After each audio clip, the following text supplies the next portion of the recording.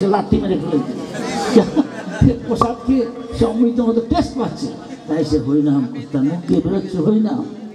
সে কি বলছে মহাপ্রভু যে সারা পৃথিবীর লোক একদিনে মহাপ্রভুর নাম করবে। আপনার কত ভাগ্যবান থেকে মহাপ্রভু এখানকার, তার সব পূর্বপুরুষ সব এখানকার, আপনারাও ওখানে আসছেন, নিশ্চয়ই ভাগ্য আছে আপনাদের আসছেন, এই সুযোগ নিন। এই আমাদের এই যে মন্দির হবে, আপনারা এগিয়ে আসুন, আপনারাও সাহায্য করুন।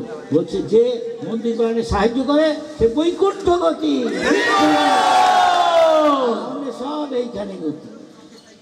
ছাগল, ভেড়ায়, শুকর যদি না হতে চান, এখন এমএ পাস করে বলছে স্বামীজি আমি যদি আগামী জন্মে ছাগল হই কি কুকুর হই ক্ষতি কি?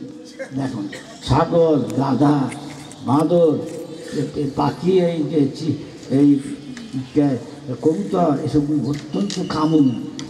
অনেকে চায় 2-3 মিনিটের মধ্যে খালি সম্ভব করতে, তো ওরকম শরীর দিয়ে দিবে। তাকে ভাদর দেখতে ত্যাগই, সে সন্ন্যাসী সব কিছু ত্যাগ, ওর বাড়ি ঘরও নাই, জামা কাপড় পরে না, ত্যাগ, সব কিছু ত্যাগ, একটা জিনিস ত্যাগ করছে অত্যন্ত আচরণ। সারাদিনের মধ্যে এক এক গাছের মধ্যে যাচ্ছে, আর কি কোথায় কোথায় বাঁধি আছে, ওর সাথে কী করে সঙ্গ সুখ ভোগ করে।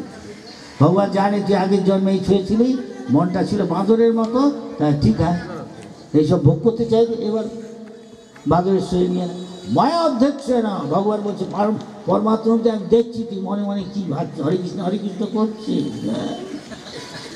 টাকা টাকা টাকা টাকা বা অন্য কিছু, ঠিক আছে তাই দিয়ে দিচ্ছে। যে এবার ভোগ কর। ওই নিজের বাড়িতে দালান কোঠা বানিয়েছে, জমিদারের বাড়ির মতো, রাজার বাড়ির মতো। আমার সন্তান যেন থাকে দুধে ভাত, আমার নাতি নাতি নাতি তস্যবতী, নাতির নাতি স্বর্গে বাড়ি, নাতির নাতি দেখে দিতে পারে, তার বিয়ে কী আনন্দ, আনন্দ, তারপরে নিরানন্দ, তারপরে পরের জনে ওই বাড়িতে এসে টিকটিকি শুয়া পোকা নাকি হয়ে থাকবে, কেন আসক্ত, হ্যাঁ হয়তো নেংটি তুলে ধরুন, হ্যাঁ।